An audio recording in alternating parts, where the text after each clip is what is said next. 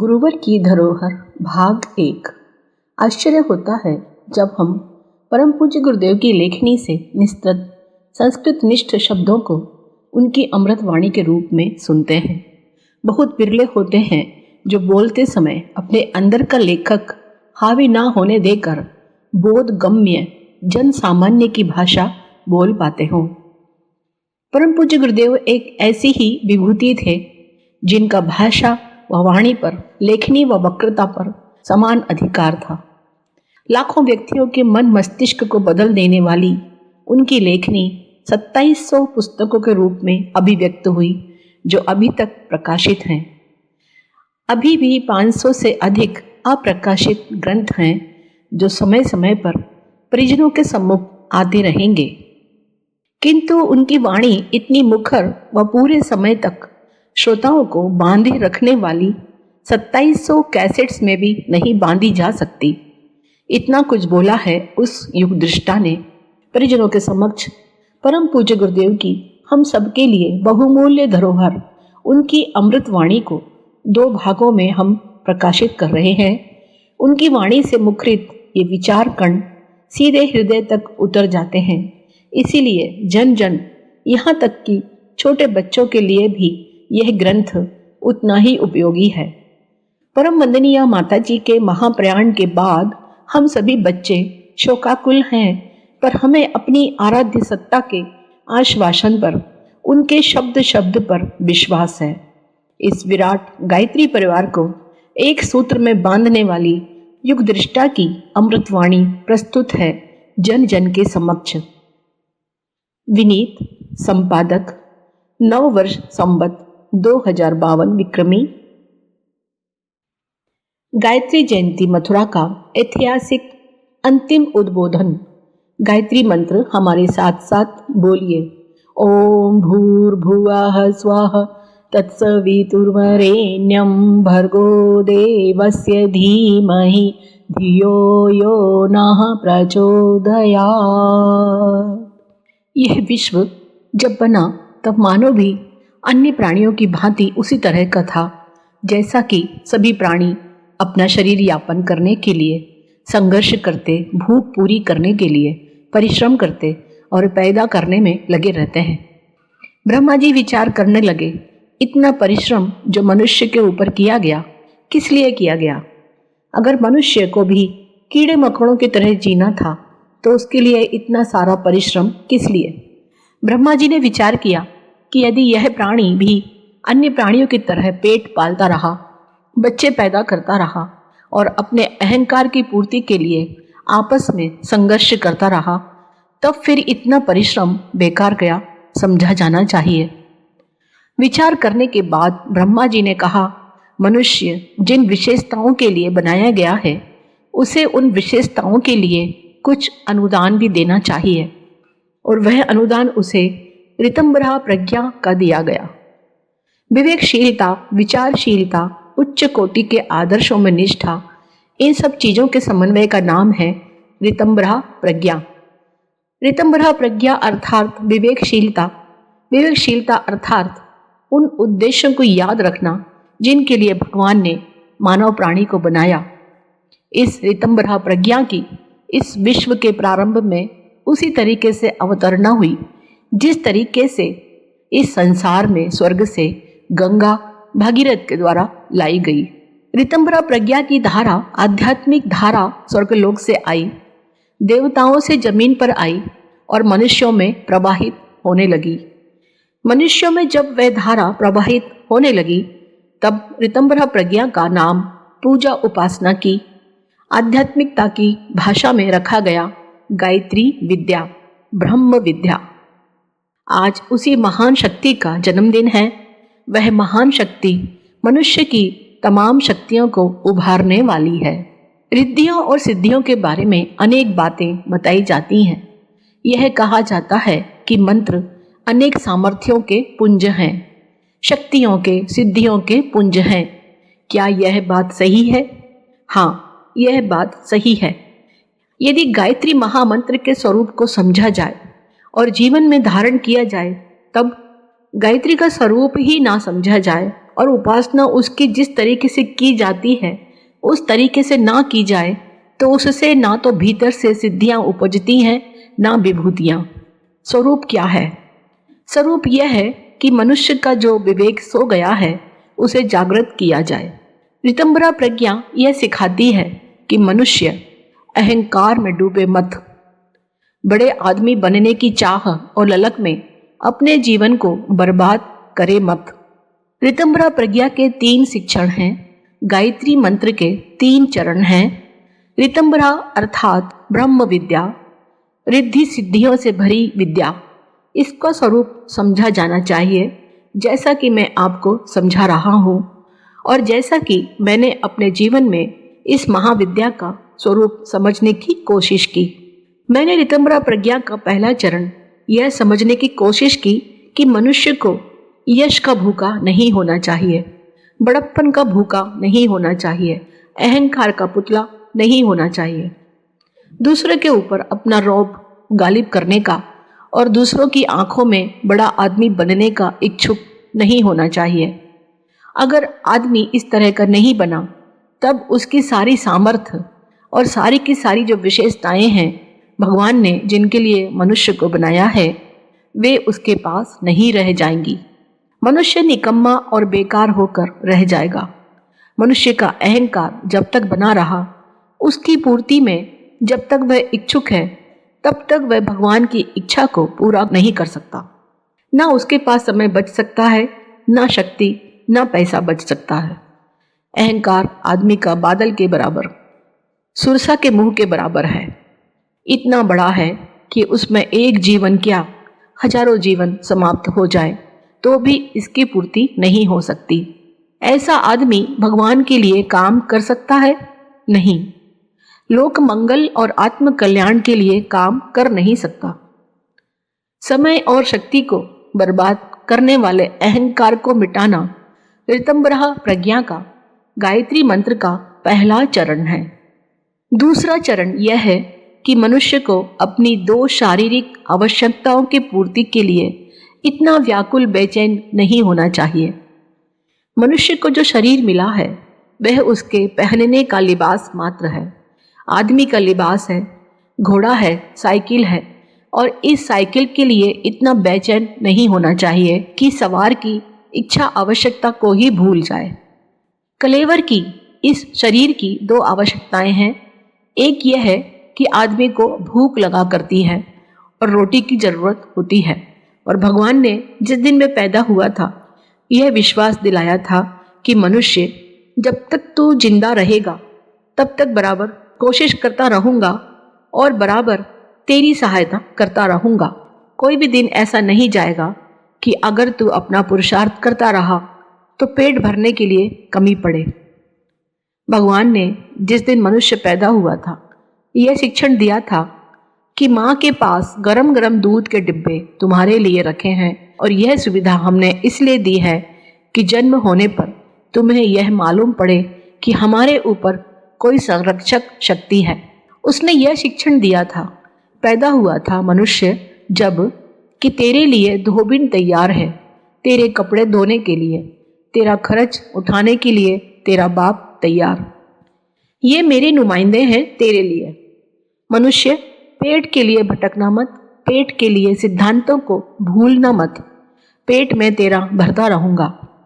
जब कीड़ों मकोड़ों का सबका भरता हूं तो तुझे पेट भरने के लिए चिंता करने की जरूरत नहीं है।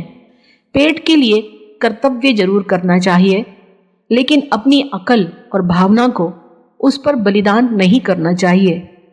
लेकिन हाय रे मनुष्य, गायत्री मंत्र के इस शिक्षण को लात से रौंदता चला गया और यह उम्मीद लगाता रहा कि उसे भगवान का प्यार मिलेगा, रिद्धियां सिद्धियां मिलेंगी। कैसे संभव था यह? तीसरा चरण एक और था। इंद्रियां मनुष्य की बनाई गई थीं इसलिए कि मनुष्य का जीवन आनंद से भरा हुआ रहे, उल्लास से भरा हुआ रहे। इस विवेकशील प्राणी को हंसने हंसाने की, उल्लास की विद्या आनी चाहिए। इसके लिए उसे जिह्वा, कान, आंखें एवं कामेंद्रियां मिली हुई थी, सारी की सारी इसलिए कि मनुष्य आनंदित होकर जिए।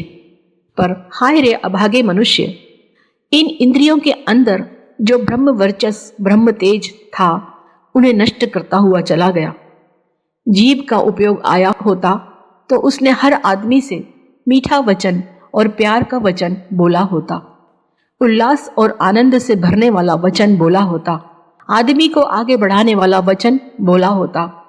लेकिन आदमी जिह्वा इंद्रिय का उपयोग ना कर, यदि किया होता तो हम में आप में से हर कोई 100 वर्ष जिया होता। हमने नशे पिए, जायके के लिए मिर्च मसाले खाए जो हमारी खुराक में शामिल नहीं थे। एक इंद्रिय का जिक्र मैंने किया, अन्य इंद्रियों का मैं नहीं करना चाहता।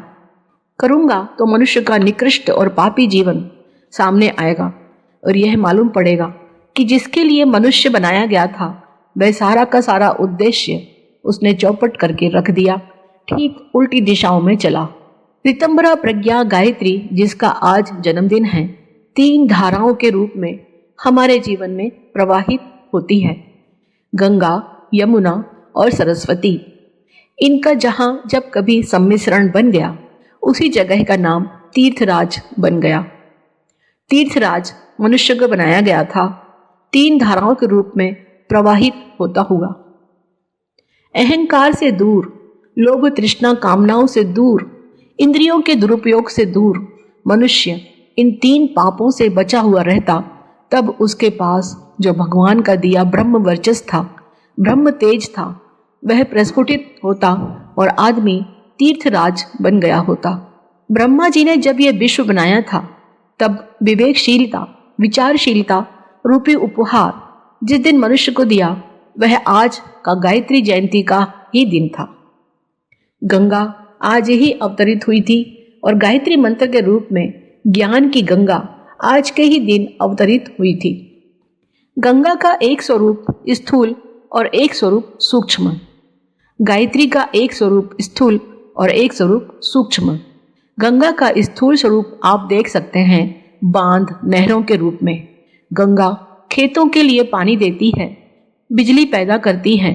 गंगा का सूक्ष्म रूप यह है कि जब आप नहाते हैं, यह प्रार्थना करते हैं कि स्वर्ग से आई देवी इस धरती पर प्रवाहित होती है और हमारे मन, हमारे अहंकार, हमारी अंतरात्मा और हमारे अंतरंग जीवन इस सब को साबुन लगाती, मलिनताओं को धोती चली जाती है, पाप के कर्म फल को नहीं, पाप वृत्तियों को नष्ट करती चली जाती है।